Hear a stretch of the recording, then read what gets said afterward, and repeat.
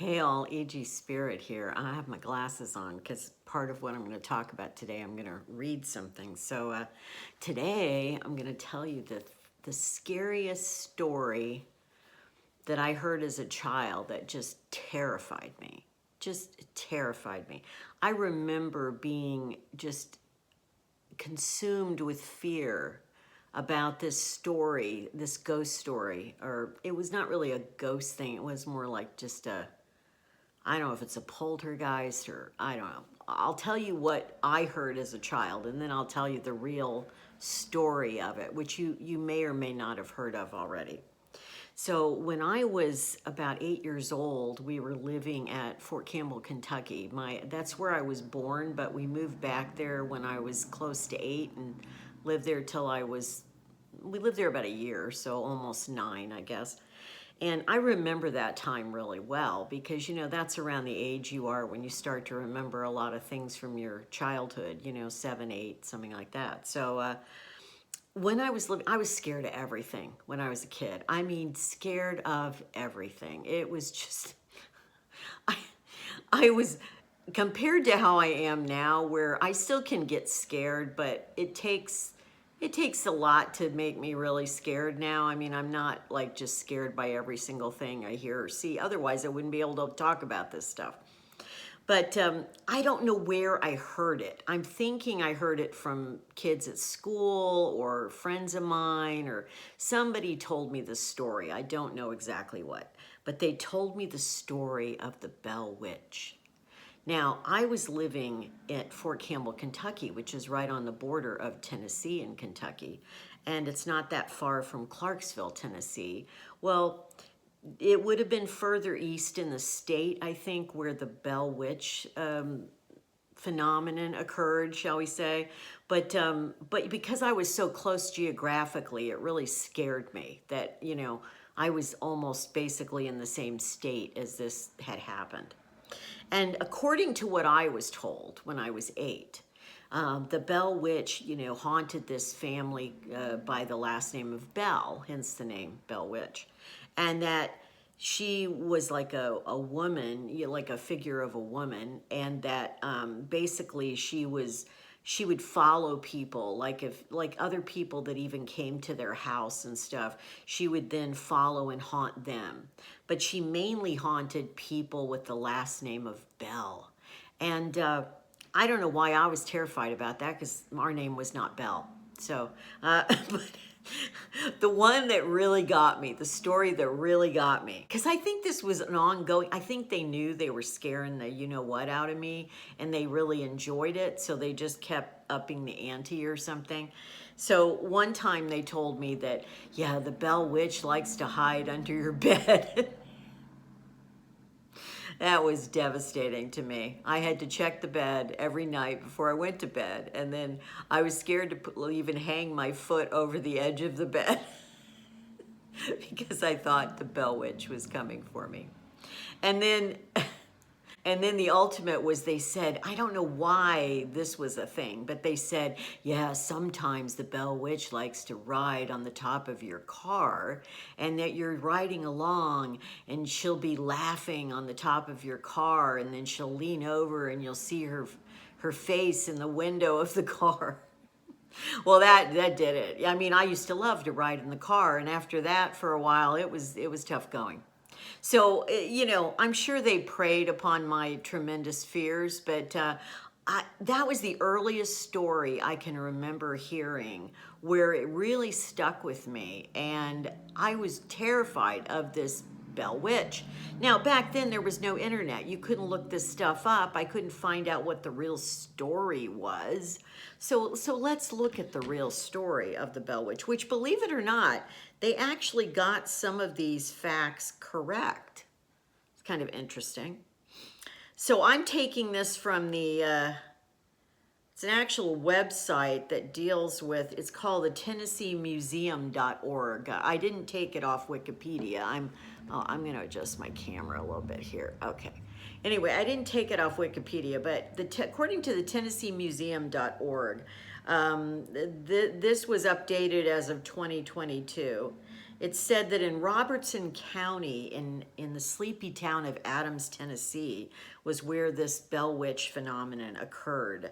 And so it's apparently captured the attention of ghost hunters, historians, and paranormal enthusiasts from all over the world. Anyway, so this happened to a man named John Bell and his family in the early 1800s. It says from about 1817 to 1821.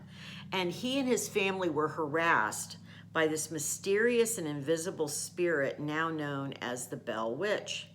According to the legend, the witch had the ability to speak, shapeshift, and be in multiple places at once. Hence the reason she could apparently move around and stuff.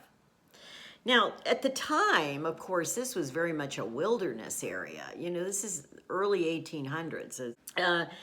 People didn't live super close to each other and things like that. And so, anyway, it's said that the strange occurrences began at the Bell's family farm when John Bell came across a dog-like creature. He fired his gun at the animal, but it vanished.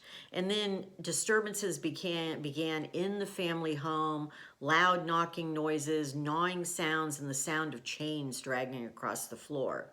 And eventually, the witch's activities became very physical. Began striking, pinching, pulling the hair of some of the family members. It said it was John Bell's daughter, Betsy, who received most of the abuse for some reason. I think she was like close to marriageable age, because she was, at some point in time, I read that she was engaged to marry somebody and the witch didn't like it. And so she actually had to break off her engagement because she was afraid of the reaction. But John Bell also, the father of the family, got a lot of threats and insults towards him. Interestingly, apparently his wife and one or two of the other kids were treated very kindly by this witch.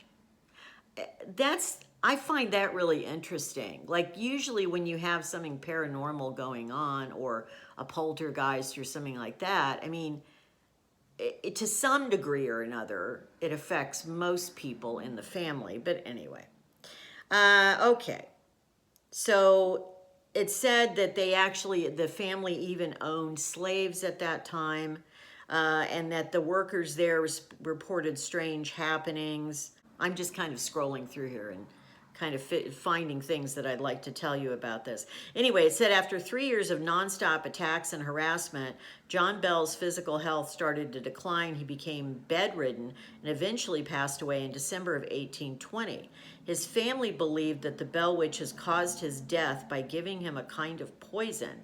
It was even said that the witch had crashed his funeral and sang cheerful drinking songs. Okay. After his death, the constant hauntings and abuse lessened, then eventually stopped just as mysteriously as they began. But anyway, this legend has lived on. I think they made a movie or two about it. It's been on television. There's been books about it. And it's considered a local folk tale, but there are many that believe that these hauntings actually took place. And obviously, when I was a child, whoever told me the story had heard it somewhere, and people did still believe it, in that part of the country at least. And people do believe that there is still supernatural activity connected to the land. It said to this day, thousands of people flock to the little town of Adams, Tennessee every year to visit the original site of the Bell Witch haunting. So that's kind of the basic story. I guess apparently after everything ended around 1820, I assume that the daughter Betsy was hopefully able to get married to the guy she wanted to marry, and that everything was okay with that. I don't know. So anyway, I can talk about it now. It doesn't scare me, but I don't know why it was so terrifying to me as a child. And it just was. So the fact that, and they didn't mention in this particular article, but yeah, I'd read other accounts that said that people came to visit John Bell's farm, and they would go back to where they lived, and they would have things happen to them there for at least a short period of time. So apparently, yeah, this Bell Witch, this is beyond just a ghost. If this is really true, that something really happened, This is beyond a ghost, I think. This is, you know, approaching, this is an entity, a poltergeist. You might call it a number of different names, but it's definitely not just a ghost.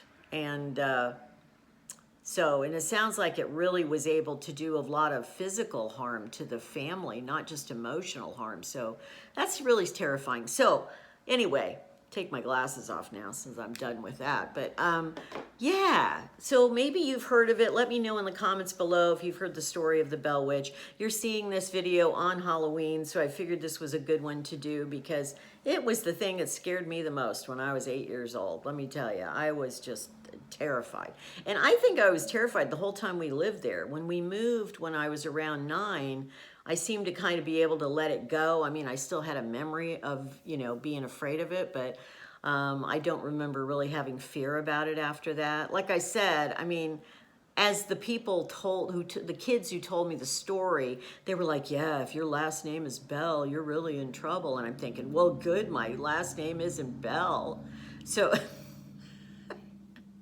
anyway, I can laugh about it now, but it was pretty terrifying. It was pretty terrifying. So that's the story of the Bell Witch. And there were other stories the kids told me too. I don't remember them as clearly as I do this one. This is the one that really stuck with me and really, really terrified me. So anyway, let me know if you've ever heard the story, if you've seen. I did not. I knew they came out with a movie or a TV movie about it. I did not really want to watch that. I figured that would bring up too much stuff from childhood, so I didn't watch it. But let me know if you've ever watched a movie about this or read a book about it. You know, it's just one of those kind of, like I said, I happened to hear it at the time that I was living basically in the same state. And so I'm sure that's why it hit me a lot harder, but I'm sure there's local legends like that in almost every state or place in the world, and you know, that people have about something unexplained that happened.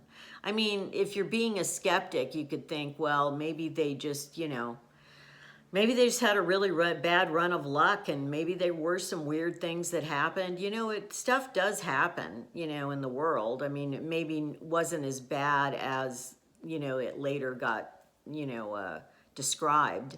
And, you know, John Bell could have just very easily died of some, you know, other type of illness or something when he died. So, because he would have been middle-aged, and it wasn't uncommon for somebody to get some sort of virus or something like that, and they'd end up dying of it. So who knows what really happened. But anyway, let me know if you've heard the story, and I hope you've had a good Halloween. Take care.